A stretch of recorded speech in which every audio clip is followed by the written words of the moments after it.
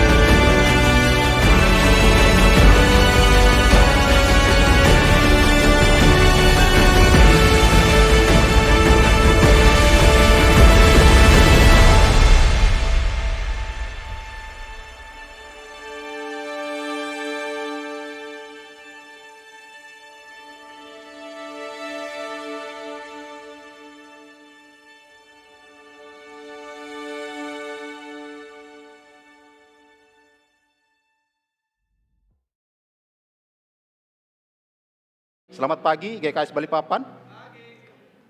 Senang sekali bisa kembali menjumpai jemaat Tuhan pada pagi hari ini di tempat ini. Dan sebelum saya masuk dalam sharing firman Tuhan pagi hari ini, saya ingin menginformasikan bahwa pada bulan November, tepatnya pada tanggal 8 dan 9, kami akan mengadakan sebuah pertemuan yang kami sebut dengan Marriage Gateway. Ini adalah event yang ketiga kali yang kami adakan, dan kami mengajak setiap jemaat untuk bisa mengikuti ini, tentunya yang sudah berkeluarga. Kami mengundang jemaat untuk bisa bersama-sama mengikuti ini. Untuk informasi lebih jelas, jemaat Tuhan bisa mengunjungi booth yang ada di lobi. Nanti ada tim panitia yang akan menyampaikan detail informasi tentang Marriage Gateway. Amin. Amin. Itu saja informasi yang bisa saya sampaikan tentang Marriage Gateway. Baik, hari ini saya diberikan kesempatan untuk membagikan sharing firman Tuhan. Dan sebelumnya izinkan saya menyapa bagi saudara yang baru pertama kali hadir di ibadah minggu pagi ini. Selamat datang di rumah kita, GKS Balikpapan. Ini adalah rumah di mana kita bersama-sama dimuridkan. Ini adalah rumah di mana kita bersama-sama diperlengkapi. Ini adalah rumah di mana kita bersama-sama kita bertumbuh. Yang mau bisa katakan amin? Amin. Baik, GKS Balikpapan, seperti biasa mari kita siapkan catatan kita, dan saya berdoa agar Roh Kudus melalui kebenaran firman Tuhan yang kita dengar hari ini tinggal berdiam di dalam hati dan pikiran kita. Amin. Dan biarkan dan izinkan benih firman Tuhan itu tinggal di dalam setiap hati kita, sampai akhirnya benih itu merubah kehidupan kita. Yang mau katakan amin? Ini adalah minggu terakhir di bulan Juli dengan tema Prayer and Worship. Dan khotbah hari ini saya beri judul adalah doa yang dikhususkan. Baik saudara, kita tahu bahwa Yesus sering berdoa ya. Yang setuju dengan saya bisa lambaikan tangan. Yesus juga berdoa ya. Bahwa kita temukan di dalam Injil beberapa kali Yesus berdoa. Namun saya menemukan jarang sekali di dalam Alkitab ditunjukkan isi doa Yesus. Nah, melalui kitab Yohanes yang saya akan bawa pada pagi hari ini, di kitab Yohanes 17, itu dicatat dengan detail isi doa Yesus. Dan hari ini kita akan melihat inti dari doa Yesus itu seperti apa. Nah, saya mengajak GKS Balikpapan, mari kita membaca Injil Yohanes 17. Kita akan baca secara bergantian, saya mengajak jemaat membaca secara bergantian. Kita akan baca sampai ayat 20, saudara akan membaca ayat berwarna hijau dan saya akan membaca berwarna putih. Saya akan mulai dengan ayat 6. Kita mulai. Aku telah menyatakan namamu kepada semua orang yang engkau berikan kepadaku dari dunia. Mereka itu milikmu dan engkau telah memberikan mereka kepadaku dan mereka telah menuruti firman-Mu. Jemaat Tuhan, kepadaku itu berasal daripadamu. Sebab segala firman yang engkau sampaikan kepadaku telah kusampaikan kepada mereka, dan mereka telah menerimanya. Mereka tahu benar-benar bahwa aku datang daripadamu, dan mereka percaya bahwa engkaulah yang telah mengutus aku. Jemaat Tuhan, aku berdoa untuk mereka, bukan untuk dunia. Aku berdoa tetapi untuk mereka yang telah engkau berikan kepadaku, sebab mereka adalah milikmu. Ini ternyata menjelaskan, saya stop sedikit sebentar di ayat 9. Ayat 9 ini menjelaskan bahwa ternyata Tuhan itu tahu saudara. Tuhan itu mendoakan saudara. Tuhan bukan hanya mendoakan murid-muridnya, tapi Tuhan juga mendoakan saudara. Siapa saudara? Kita yang percaya kepada Yesus Kristus. Kita sambung ayat 10. Dan segala milikku adalah milikmu, dan milikmu adalah milikku, dan aku telah dipermuliakan di dalam mereka. Dan aku tidak lagi di dalam dunia, tetapi mereka masih ada di dalam dunia. Dan aku datang kepadamu, ya Bapa yang kudus, peliharalah mereka dalam namamu, yaitu namamu yang telah engkau berikan kepadaku, supaya mereka menjadi satu sama seperti mereka. Selama aku bersama-sama mereka, aku memelihara mereka dalam namaku, yaitu namamu yang telah engkau berikan kepadaku. Aku telah menjaga mereka, dan tidak ada seorang pun dari mereka yang binasa selain daripada dia yang telah ditentukan untuk binasa. Ternyata ada keputusan-keputusan yang memang diizinkan untuk binasa. Dan saya lanjutnya, supaya genaplah yang tertulis dalam kitab suci. Tetapi sekarang aku datang kepadamu dan aku mengatakan semua ini sementara aku masih ada di dalam dunia, supaya penuhlah sukacitaku di dalam diri mereka. Aku telah memberikan firman-Mu kepada mereka dan dunia membenci mereka. Karena mereka bukan dari dunia, sama seperti aku bukan dari dunia. Aku tidak meminta supaya engkau mengambil mereka dari dunia, tetapi supaya engkau melindungi mereka daripada yang jahat. Ayat 16, mereka bukan dari dunia, sama seperti aku bukan dari dunia. Kuduskanlah mereka dalam kebenaran, firman-Mu adalah kebenaran. Sama seperti engkau telah mengutus aku ke dalam dunia, demikian pula aku telah mengutus mereka ke dalam dunia. Ayat 19, dan aku menguduskan diriku bagi mereka, supaya mereka pun dikuduskan dalam kebenaran. Ayat 20 kita baca bersama-sama. Dan bukan untuk mereka ini saja aku berdoa, tetapi juga untuk orang-orang yang percaya kepadaku oleh pemberitaan mereka. Wow. Ternyata kita tahu bahwa sekarang Yesus juga berdoa buat saudara dan saya.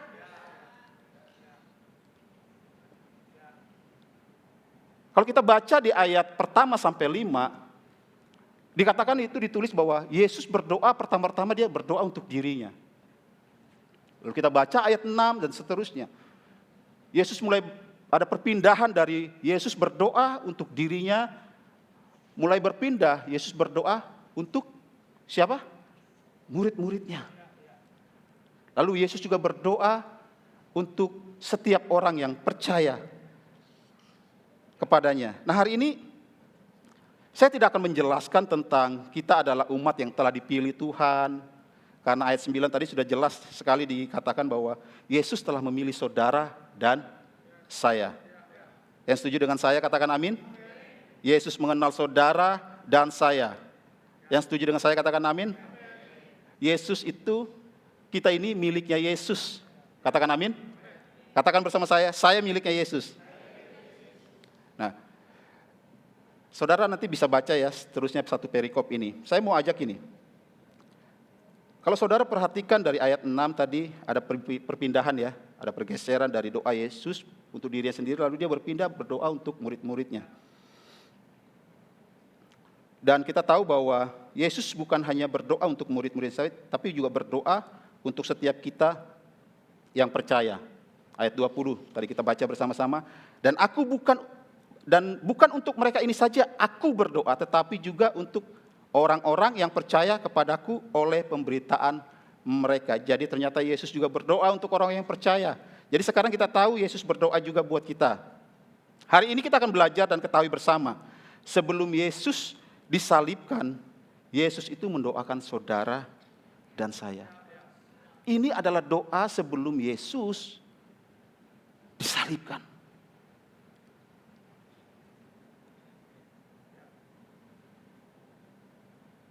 Nah, baik, saya mengajak saudara kita belajar apa yang menjadi inti doa Yesus. Coba kita mulai dari ayat 17. Saya nggak akan kupas semua ayat per ayat, tapi saya mengajak saudara kita baca dari ayat 17. Tadi kita udah baca satu perikop ya, kita mulai dari ayat 17. Ayat 17 berkata, kuduskanlah mereka dalam kebenaran, firman-Mu adalah kebenaran. Kalau kita lompat ke ayat 19, firman Tuhan berkata begini, dan aku menguduskan diriku bagi mereka, supaya mereka pun dikuduskan dalam kebenaran. Jadi ternyata waktu saya merenungkan isi doa Yesus, saya diingatkan dengan kata-kata kuduskan dan menguduskan. Katakan bersama saya, kuduskan, menguduskan. Menguduskan artinya menjadi kudus. Setuju ya? Jadi kalau saya terjemahkan dalam bahasa sederhana saya, dalam ilustrasi doa Yesus, kalau saya dalam satu perikop itu, saya simpulkan kira-kira seperti begini. Bapa, sama seperti aku ini kudus, biarlah murid-muridku dan biarlah umatku ini dikuduskan. Dan jaga mereka agar mereka tetap kudus, jadikan mereka berbeda dari dunia. Kira-kira kalau saya simpulkan keseluruhan perikop ini, kira-kira seperti itulah. Dan waktu saya menyiapkan materi ini merupakan sesuatu tantangan buat saya. Apa itu tantangannya? Karena kata pengudusan atau kudus itu bukan sesuatu yang menarik.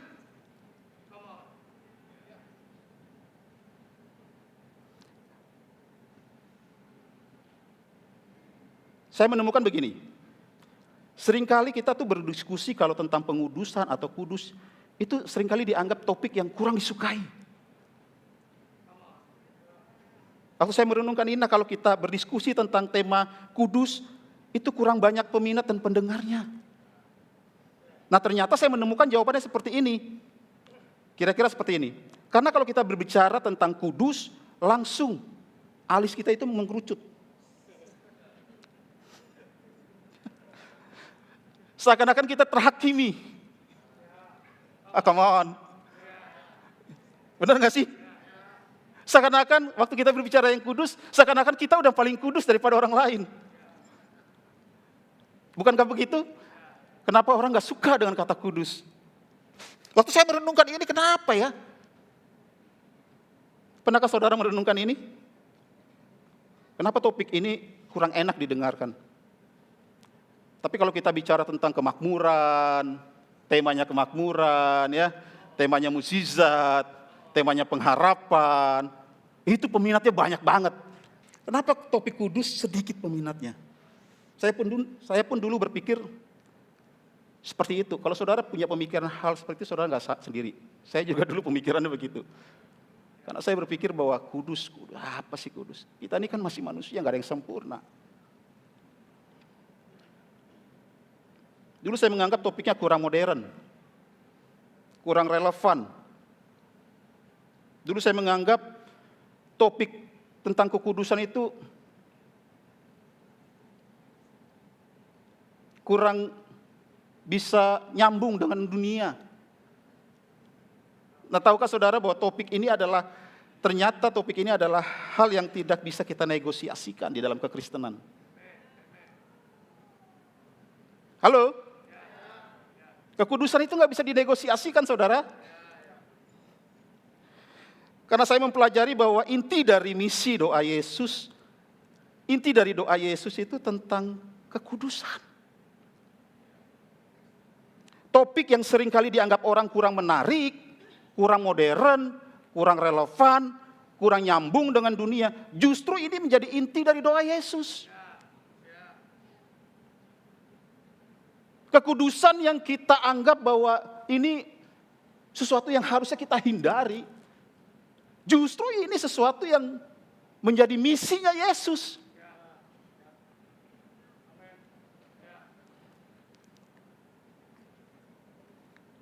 Waktu saya membaca perikop Yohanes 17 ini, saya benar-benar melihat dan saya dibukakan satu pengertian bahwa kekudusan itu nggak bisa kita kompromikan.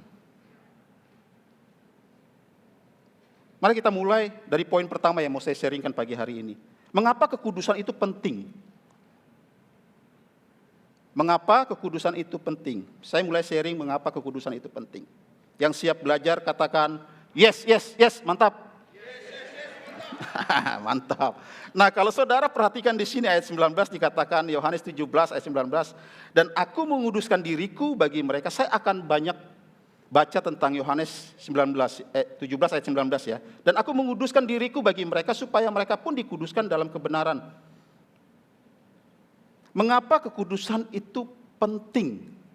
Izinkan saya memulai dengan sharing sedikit. Satu kali saya melayani orang tua saya. Papa saya waktu itu jatuh dari kendaraan, mengalami insiden, patah tulang rusuk. Orang tua saya harus dirawat di rumah sakit dan puji Tuhan mengalami kesembuhan. Tapi yang mau saya ceritakan adalah sepanjang dia mengalami proses pemulihan, waktu saya setiap kali merawat dia, setiap kali saya mendampingi orang tua saya, itu adalah momen terbaik buat saya ketika saya dikasih kesempatan Tuhan. Secara manusia kita melihat bahwa ini, Tuhan kenapa Tuhan harus ini terjadi, tapi itu buat saya adalah momen terbaik di mana saya bisa merawat orang tua saya. Dan inti yang mau saya ceritakan begini, sepanjang saya merawat orang tua saya, apa sih yang sering kali saya dengar dari orang tua saya? Bercerita kepada saya. Seringkali yang saya dengar adalah dia menyampaikan apa? Makna hidup. Nasihat-nasihat, pesan-pesan tentang kamu harus tetap teguh di dalam Tuhan, kamu harus kuat di dalam Tuhan, kamu harus terus hidup di dalam kebenaran firman Tuhan. Makna-makna hidup seperti itu. Karena kenapa? Karena menurut dia itu penting. Dan dia merasa kondisi dia pada saat itu benar-benar udah nggak sehat. Di usia 80 tahun mengalami insiden kecelakaan patah tulang. Saya sendiri berpikir bahwa, oh my God, Tuhan akan panggil dia ke ini. Makna-makna hidup. Itu yang disampaikan oleh orang tua saya. Karena menurut dia, kerohanian itu penting. Karena menurut dia, dekat sama Tuhan itu penting. Melakukan kebenaran-kebenaran firman Tuhan itu penting. Itu yang dia nasihati kepada saya. Dia nggak bercerita tentang di Mall Pentasiti ada diskon apa aja, boy. Dia nggak bercerita tentang ada diskon apa aja di Tokped. Kalau saudara melayani orang yang sedang sekarat, apa yang saudara akan dengar dari orang-orang itu? Tentu tentang makna hidup. Itulah yang dilakukan oleh Yesus. Dia tahu waktunya gak lama lagi. Dan yang paling terpenting bagi dia sepanjang misi dia hidup, tentang kekudusan saudara dan saya. Itu yang gak bisa dikompromikan oleh Tuhan. Satu kali Tuhan berkompromi sama Bapa dia datang berdoa dan dia berkata bahwa Tuhan kalau boleh cawan ini berlalu.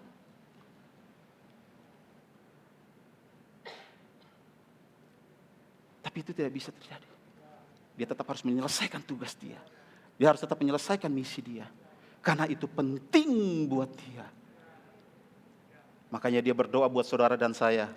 Saudara dan saya itu sangat penting di mata Tuhan. Katakan bersama saya penting di mata Tuhan.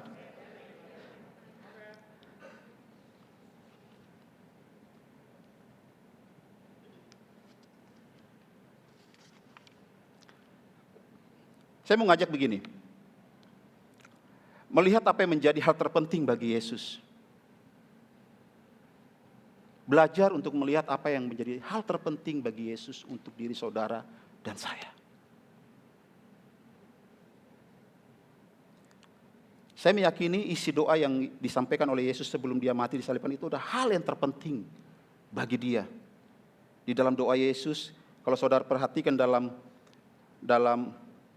kata-kata ayat 19 dikatakan, menguduskan diriku bagi mereka, supaya mereka pun dikuduskan dalam kebenaran. Waktu saya merenungkan ayat ini, saya menemukan bahwa kekudusan dan perkudusan itu adalah hal yang terpenting bagi Yesus. Itu menjadi misi serta tujuan Yesus datang ke dunia. Yesus rela meninggalkan kealahannya dia. Dia yang kudus, dia yang sempurna, dia rela meninggalkan sorga, turun ke dunia menjadi manusia berdosa. Hanya untuk apa? Menguduskan saudara dan saya. Wow.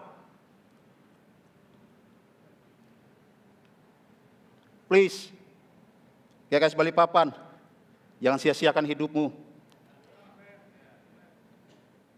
Seluruh hidup Yesus selama dia ada di dalam dunia tentang pengudusan. Dan seluruh kematian Yesus adalah tentang pengudusan. Seluruh misi Yesus di dalam pelayanan dia di dunia tentang pengudusan. Yesus menguduskan dirinya, atau dengan kata lain, bahasa saya, Yesus itu mengkhususkan dirinya supaya saudara dan saya dikuduskan.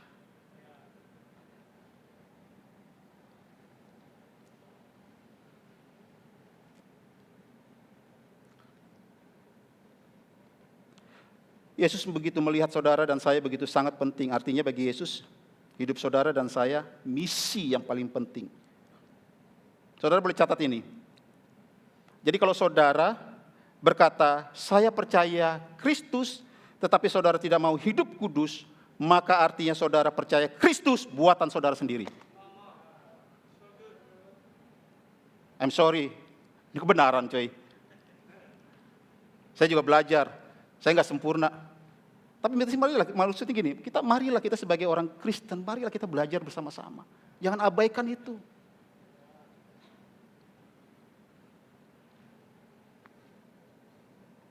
Kalau saudara bilang saudara cinta Yesus, tapi saudara tidak mengizinkan Yesus menguduskan dirimu melalui tuntunan Roh Kudus tentunya, artinya saudara sedang membangun jalan dengan cara pandang saudara sendiri. Karena saya meyakini gini, dari isi doa Yesus, kekudusan adalah tujuan hidup dan misi dari pelayanan Yesus buat saudara dan saya. Saudara boleh catat lagi ini. Jangan membangun hidup dengan versi saudara sendiri. Tetapi izinkan Tuhan membangun hidup saudara dengan versinya Tuhan. Dalam Injil Yohanes 17, Yesus berkata begini, aku menguduskan, sekali lagi saya mengulangi kata-kata ini menjadi penekanan kita buat minggu ini. Aku menguduskan diriku supaya mereka dikuduskan, artinya tujuan hidup Yesus adalah tentang kekudusan. Jadi kalau saudara bilang, aku orang Kristen, tapi aku tidak suka tentang kekudusan, maka sebenarnya saudara bukan orang Kristen yang sejati. Artinya saudara tidak cinta Yesus sebenarnya.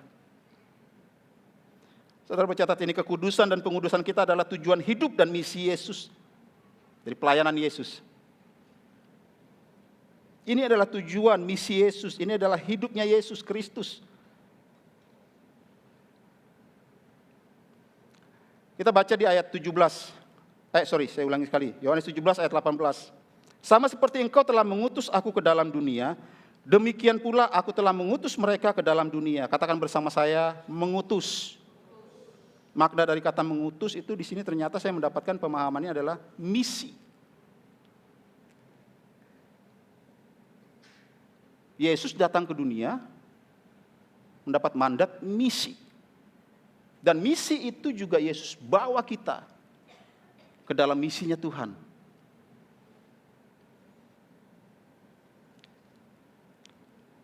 Katakan bersama saya, kekudusan adalah DNA-nya Yesus. Jadi kekudusan adalah DNA Yesus, kita percaya ya. Artinya di dalam DNA Yesus ada sifat dan karakter Kristus.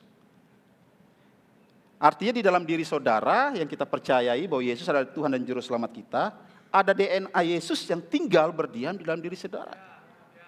Dan Yesus mau DNA itu menjadi misi kita, di mana kita bisa implementasikan ke dunia ini.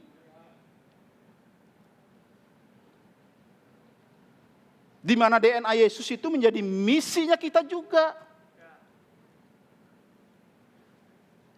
Kalau kita bicara DNA Yesus, Yesus adalah DNA bijaksana, artinya Yesus mau kita menjadi orang-orang Kristen yang bijaksana. Dan bijaksananya Yesus itu bukanlah bijaksana yang merendahkan orang lain. Bijaksana Yesus adalah benar-benar dia tulus bijaksana. Kalau kita bicara soal DNA Yesus adalah kekudusan, di dalam DNA Yesus ada kasih. Artinya kita benar-benar Yesus itu mau itu kita implementasikan dalam hidup kita. Kasih itu keluar dalam hidupan kita. Kasihnya Yesus itu bukan kasih yang bersyarat. Dan Yesus nggak mau kita pakai kasih bersyarat kepada orang lain. Sampai sini cukup bisa dimengerti ya.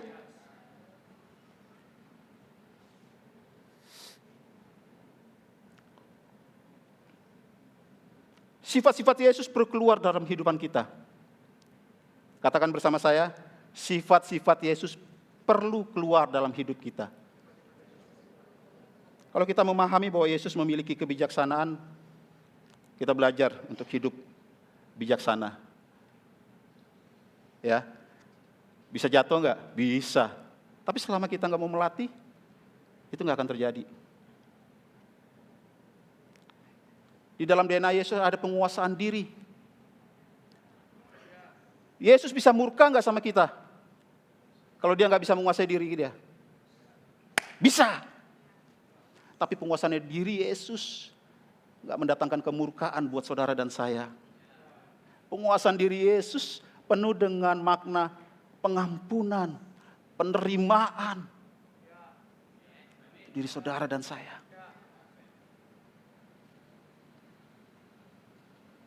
Kita perlu belajar menjadi diri yang bisa menguasai diri kita. Supaya penguasaan diri kita nggak melukai orang lain. Yesus adalah pribadi yang rendah hati. Rendah hatinya Yesus bukan untuk meninggikan diri dia. Seringkali manusia rendah hati untuk ditinggikan. Kelihatannya rendah hati, tapi di balik rendahan hati minta ditinggikan. Yesus nggak gitu. Kerendahan hati Yesus benar-benar tulus. Yesus mau itu dalam diri saudara dan saya. Amin.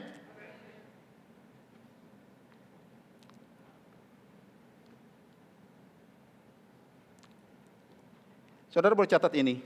Misi Yesus buat saudara adalah membuat perbedaan antara saudara dan dunia. Amin. Tadi firman Tuhan katakan, dunia membenci mereka. Seringkali ketika waktu kita membuat perbedaan, kita dibenci loh.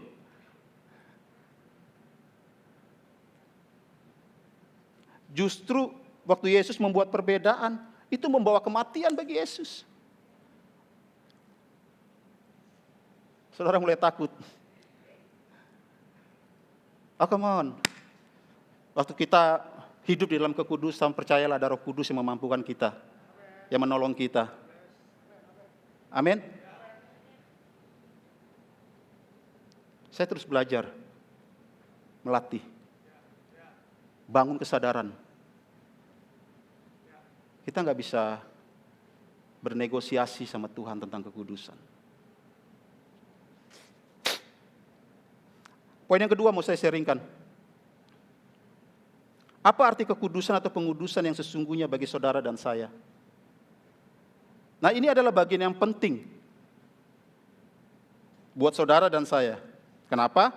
Karena salah satu masalah yang sering kita hadapi bahwa kita sering berpikir kekudusan itu seperti sebuah daftar aturan yang panjang yang harus kita lakukan. Dan kalau kita tidak mentaatinya, kita kena kutuk. Pernahkah saudara berpikir seperti itu tentang kekudusan? Nah, poin berikut ini adalah kita akan belajar tentang arti. Artinya bukan seperti itu. Saya akan membawa saudara memiliki pemikiran dan pemahaman kekudusan yang benar. Saya tidak berbicara tentang perilaku kekudusan itu, tapi saya akan mengajak saudara untuk belajar memahami kekudusan itu. Karena saya meyakini waktu kita memiliki pemahaman, pengertian yang benar, maka perilaku itu akan mengikuti dengan sendirinya.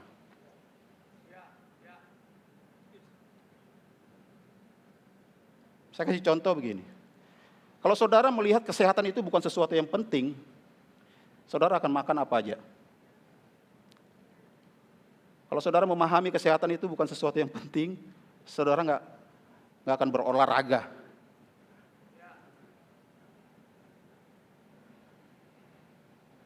Tapi kalau saudara memahami kesehatan itu penting, saudara akan berolahraga. Minimal saudara nge-gym lah, treadmill. Saya treadmill, nggak ada yang percaya. Saya lihat wajah-wajah tidak percaya. Tahukah saudara, saya belajar artinya. Saya nggak bilang bahwa saya udah melakukan dengan sempurna. Tapi kalau kita, berikan kemuliaan bagi Tuhan. Gini, maksud saya gini. Kalau kita memahami bahwa kekudusan itu penting, perilaku kita akan mengikuti. Kalau kita memahami kesehatan itu penting, pasti kita akan mengusahakan. Minimal kita kalau nggak bisa nge-gym di tempat nge-gym, kita akan cari tempat di mana kita bisa jalan. Untuk melatih otot-otot kaki. Setuju dengan saya, bisa katakan amin? Hari ini sepertinya besok mulai banyak yang olahraga nih. Amin. Katakan sama-sama, saya pengudusan. Nah, saudara tahu ya, saya mau bahas sedikit tentang class plan. Kalau saudara mengerti bahwa tentang saudara di dalam Kristus adalah saudara ciptaan yang baru, artinya saudara sudah dikuduskan ya. Dan di class plan itu kita mengajarkan tentang keselamatan, tentang hidup lahir baru. Itu kebetulan materi itu adalah materi yang saya dipercayakan untuk mengajar. Jadi cukup hafal saya dengan hal itu. Firman Tuhan berkata dalam 2 Korintus 5 ayat 17, firman Tuhan berkata gini. Jadi siapa yang ada dalam Kristus, ia adalah ciptaan yang baru. Yang lama sudah berlalu, sesungguhnya yang baru sudah datang. Saudara dan saya adalah ciptaan yang baru. Yang lama sudah berlalu, yang baru sudah datang. Katakan bersama saya, kita ciptaan yang baru. Artinya gini, sebelum saudara hidup di dalam ciptaan yang baru, kita ini manusia penuh dengan dosa. Hidup kita yang penuh dengan dosa, kita terlepas dari kemuliaan Allah. Hidup kita yang Tuhan, di mana Tuhan begitu murka sama kita. Tapi tahukah saudara, Yesus rela turun ke dunia menjadi serupa dan segambar dengan kita untuk menguduskan saudara, menjadikan saudara manusia yang baru. Nah, Tuhan mau di dalam kehidupan kita, waktu kita udah hidup sebagai manusia ciptaan yang baru, Tuhan mau pakai pakaian baru itu. Seringkali terjadi dalam anak-anak Tuhan, udah dikasih pakaian baru, nggak mau dipakai. Digantung begitu aja. Dilihat bahwa itu terlalu kudus buat saya. Saudara takut pakai pakaian baru karena saudara khawatir dunia nggak menerima saudara. Saudara pakai pakaian baru itu, hidup di dalam kehidupan yang baru, saudara khawatir nanti saudara nggak punya teman-teman lagi di sekitar saudara. Saudara lupa bahwa Yesus selalu bersama-sama dengan kita. Kita nggak akan pernah kesepian. Kita nggak akan pernah sendiri. Yang seringkali kita korbankan Yesus supaya teman-teman kita tetap ada bersama-sama dengan kita.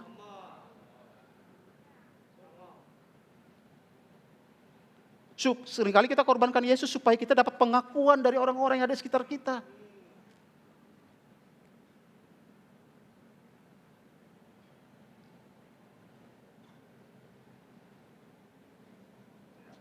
Katakan bersama saya, saudara dan saya ada ciptaan yang baru. Kita yang dulu kehilangan kemuliaan Allah, sekarang kemuliaan Allah telah dipulihkan melalui pengorbanan Yesus di kayu salib. Amin. Nah, di sini kita akan belajar pengudusan kita yang kita terima dari Tuhan. Waktu kita terima pengudusan itu bukan karena kita sudah kudus. Saya tekankan sekali lagi. Pengudusan yang kita terima dari Tuhan bukan karena kita sudah kudus, baru Tuhan menguduskan kita. Pengudusan yang kita terima itu karena kita berdosa. Kita nggak layak.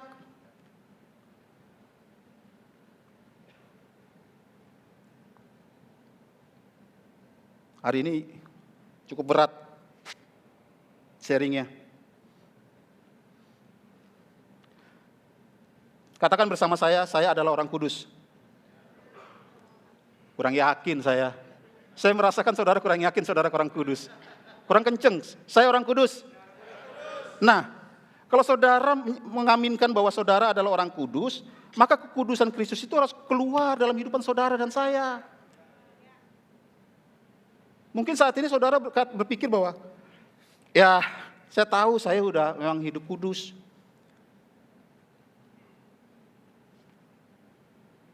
Tapi seringkali saya masih jatuh dalam dosa. Saya mau katakan, setidaknya saudara punya pemikiran, saudara hidup kudus, saudara punya kesadaran akan Tuhan artinya. Daripada saudara nggak menyadari sama sekali bahwa saudara hidup kudus.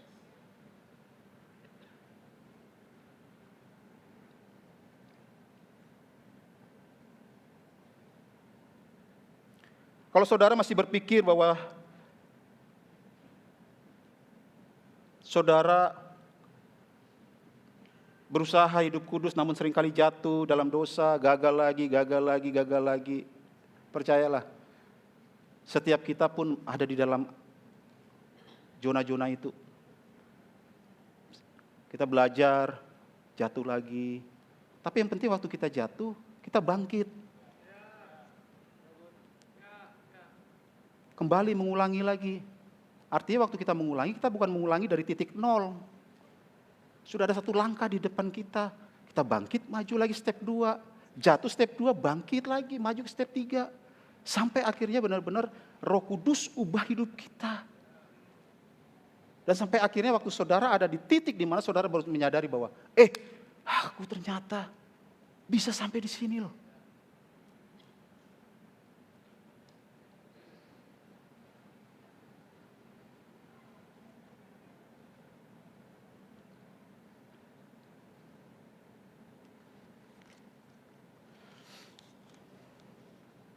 Percayalah sama tuntunan Roh Kudus. Katakan bersama saya mau percaya dengan tuntunan Roh Kudus. Saya mau ajak saudara kembali baca di dalam kitab Yohanes 17 ayat 19. Dan aku menguduskan diriku bagi mereka supaya mereka pun dikuduskan dalam kebenaran. Pernahkah saudara waktu baca ini, ayat ini terlintas dalam pemikiran saudara, dan timbul dalam pemikiran saudara begini. Mengapa Yesus yang sudah kudus harus menguduskan dirinya?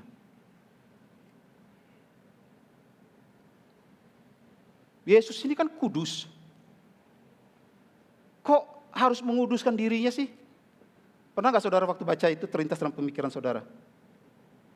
Nah, saya menemukan dalam versi lain, saya menemukan arti dari waktu Yesus berkata dia menguduskan dirinya seperti ini. Kita baca dalam Yohanes 17 ayat 19 dalam BIMK, firman Tuhan berkata begini. Untuk kepentingan mereka, aku menyerahkan diriku sebagai milik khusus Bapa, supaya mereka pun menjadi milik khusus Bapa melalui kebenaran. Artinya begini, dengan bahasa terjemahan saya, aku adalah Bapa yang kudus, aku mengkhususkan diriku, aku menyerahkan diriku ke dunia untuk mengkhususkan saudara. Paham ya? Sampai sini saudara paham? Yesus memisahkan dirinya dari kemuliaan Allah. Dia memisahkan hidupnya. Dia yang berada di surga, dia memisahkan hidupnya. Dia terpisah dari surga, datang ke dunia, mengkhususkan, menyerahkan hidupnya untuk pengudusan saudara dan saya. Amin. Sampai di sini saudara bisa mengikuti saya? Cukup bisa dipahami? Saya mau kasih contoh begini. Hari ini kita sedang ramai dengan Olimpiade. Betul ya? Ada atlet-atlet yang dipilih, artinya. Ada atlet-atlet yang dikhususkan, artinya. Benar ya? Pertanyaan saya, kehidupan atlet-atlet yang waktu dia dipilih dan dikhususkan itu berbeda dengan sebelumnya ataukah tetap sama? Berbeda. Dia yang tadinya hidup dengan biasa aja, tapi waktu dia dipilih oleh pemimpin rohani, sorry. Ya itulah, saudara tahu lah ya, saya nggak usah sebutkan. Minimal saudara satu roh sama saya, mengerti apa yang saya mau katakan. Nah, maksudnya gini, waktu dia dipilih dan ditetapkan, hidupnya itu mulai dikhususkan. Ada makanan yang harus dia ikuti, nggak sembarangan lagi makannya. Jam tidurnya udah nggak sembarang lagi. Ada yang dikhususkan. Nah, Yesus menghususkan dirinya untuk saudara dan saya. Kalau kita bicara atlet, waktu dia dikhususkan, apakah hidupnya nggak bisa menikmati dunia? Tetap bisa menikmati dunia. Apakah tetap bisa nonton Netflix? Tetap bisa. Bisa nge-mall? Tetap bisa. Cuma itu bukan lagi sesuatu yang dia khususkan untuk dirinya. Paham ya? Dia sudah memiliki satu tujuan di dalam hidupnya. Yaitu apa? Menjadi pemenang di Olimpiade itu. Yesus pun begitu. Dia turun ke dunia, dia mengkhususkan dirinya untuk satu tujuan. Untuk pengudusan saudara dan saya. Dia harus menang mati di kayu salib.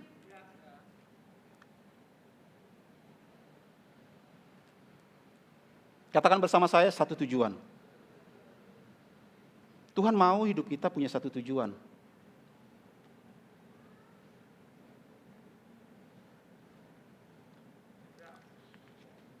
Hari ini bisa dipahami ya? Katakan bersama saya satu tujuan.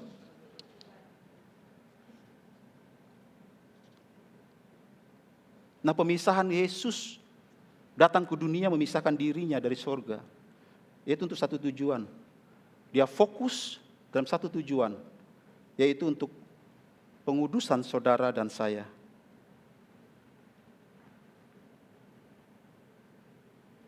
Saudara telah dikuduskan. Maukah, pertanyaan begini, apa yang menjadi fokus kita hari-hari ini? Coba kita renungkan di dalam kehidupan kita.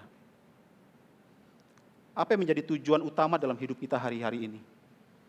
Coba saudara renungkan. Seringkali kita berkata bahwa, ya aku fokus sama Tuhan, aku mengasihi Tuhan, aku cinta banget sama Tuhan. Karena Tuhan tuh begitu baik sama aku, Dia menolong aku, Dia menyembuhkan aku.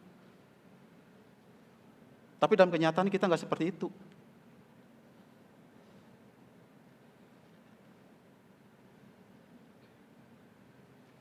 Aku nggak bersyarat sama Tuhan. Tapi seringkali kita bersyarat sama Tuhan. Halo? Karena Tuhan begitu baik sama aku, begitu mengasihi aku, menolong aku selalu. Aku ingin memberikan hidupku dan aku nggak bersyarat sama Tuhan. Tapi ternyata dalam perjalanan hidup kita sering bersyarat sama Tuhan. Seringkali kita dibawa dalam tantangan tentang ketaatan untuk menjaga kekudusan. Dan kita sering berpikir bahwa aku mau taat sama Tuhan, aku mau setia sama Tuhan, aku mau mengikuti kehendak Tuhan, hidup di dalam kekudusan Tuhan. Tapi selama ketaatan aku tidak mengganggu hobiku, aku mau taat. Aku mau taat sama Tuhan. Tapi selama ketaatanku tidak mengganggu pekerjaanku, aku tetap mau taat sama Tuhan. Aku mau taat sama Tuhan. Dengan bisnisku yang Tuhan percayakan, yang Tuhan berkati. Tapi selama bisnisku dan ini tidak mengganggu, aku akan taat sama Tuhan. Seringkali kita bersyarat akhirnya sama Tuhan. Yang awalnya waktu kita diberkati kita bilang, aku gak bersyarat sama Tuhan. Tuhan berkati hidup kita. Tapi dalam perjalanan berkat yang kita nikmati. Ada satu momen Tuhan challenge kita. Akhirnya muncul di dalam diri kita mulai bersyarat sama Tuhan. I'm sorry Tuhan.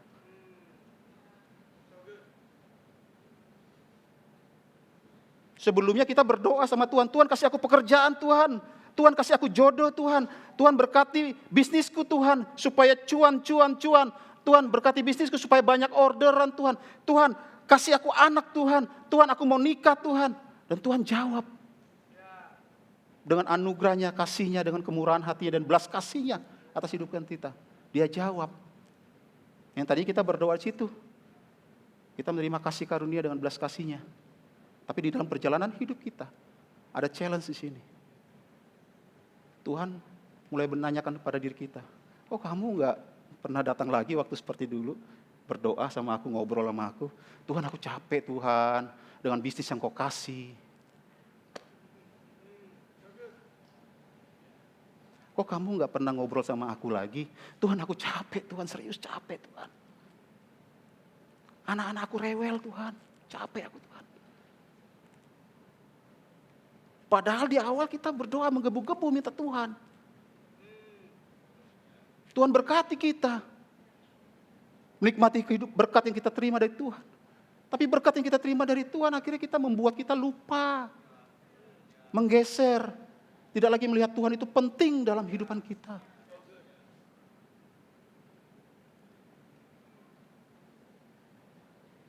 Hari ini kalau Tuhan izinkan itu ada dalam kehidupan saudara dan saya, apa keputusan saudara?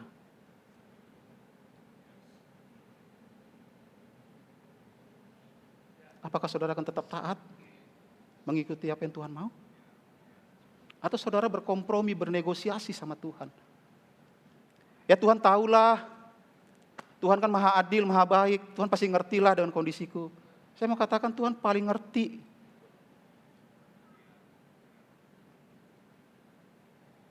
Saking baiknya Tuhan, kita take it for granted sama Tuhan. Kita menganggap remeh kebaikannya Tuhan.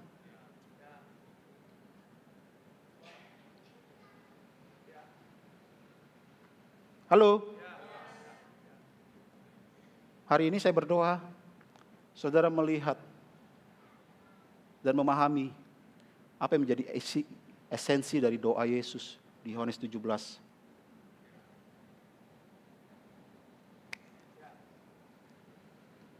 Yaitu tentang saudara dan saya. Sebelum dia mati di kayu salib, dia minta sama Bapa supaya tidak mengambil saudara dan saya dari dunia ini, tetapi melindungi saudara dari dunia ini. Kenapa? Karena Tuhan melihat kita ini sangat spesial. sangat begitu penting bagi dia. Hari ini saya mengundang teman-teman, seberapa penting saudara melihat Tuhan? Seberapa penting saudara melihat tentang kerohanian, tentang iman saudara? Apakah saudara hanya hidup sebagai orang Kristen yang biasa-biasa aja? Atau seperti yang Tuhan mau, di mana kita berbeda dengan dunia?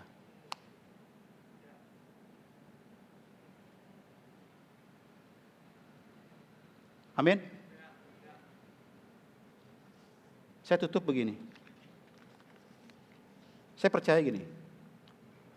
Kita itu diselamatkan sama Tuhan dengan kasih karunia tanpa usaha kita. Percaya? Dan setuju dengan saya? Dan Tuhan mau kita hidup di dalam kasih karunia itu. Tapi Tuhan juga gak mau kita hanya hidup di kasih karunia tanpa kebenaran. Karena kasih karunia dan kebenaran itu harus jalan bersama-sama. Kasih karunia yang saudara terima dari Tuhan, itu Tuhan mau kita hidup di dalam kebenarannya Dia. Supaya waktu kita mengimplementasikan kasih yang kita terima dari Tuhan, itu bisa mencemari dunia.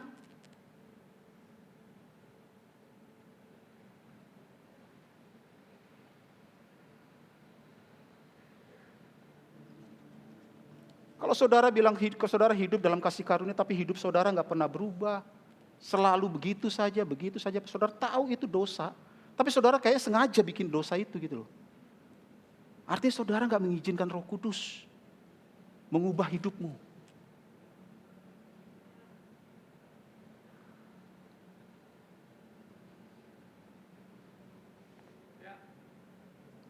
Ayat terakhir, Filemon 1 ayat 6. Ini doa Rasul Paulus kepada jemaat Tuhan. Firman Tuhan berkata begini, dan aku berdoa agar persekutuanmu di dalam iman turut mengerjakan pengetahuan yang baik di antara kita. Untuk siapa? Untuk Kristus.